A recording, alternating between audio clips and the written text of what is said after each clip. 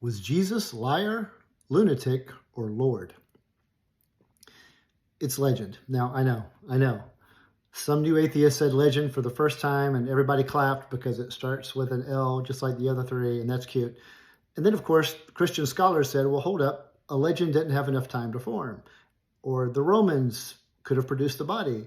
And the disciples, they wouldn't have died for a lie. The thing is, these 3 points don't really address what most likely happened. First of all, it's true, a legend did not have enough time to form. Jesus Christ was crucified. Within a few years, Paul converted, and Paul was saying that he came back at that time. Not only that, he was hunting Christians, and he knew what to look for, which would be them saying that he had come back, which meant people were saying for years before he converted that Jesus was resurrected. But you don't need a legend to have formed by then. All you need is a narrative to have formed. And a narrative can form overnight.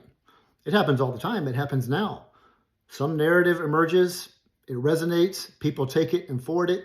Happens right now. You're going to see it tomorrow. It's most likely going to be a narrative that you know better, but you're going to see other people that don't, and they're going to take it and run with it because it's precious to them. That's very likely what happened then. It was a narrative, and it took hold.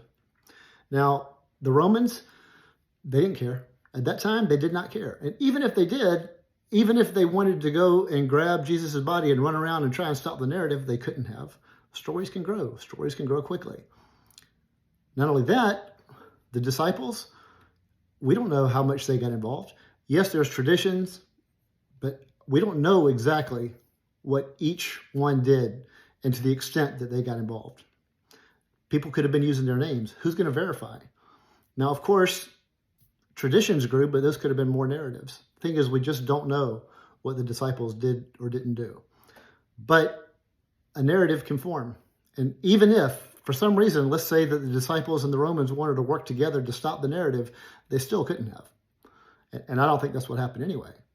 I just think a lot of people believed it and ran with it. And then stories about that emerged and grew.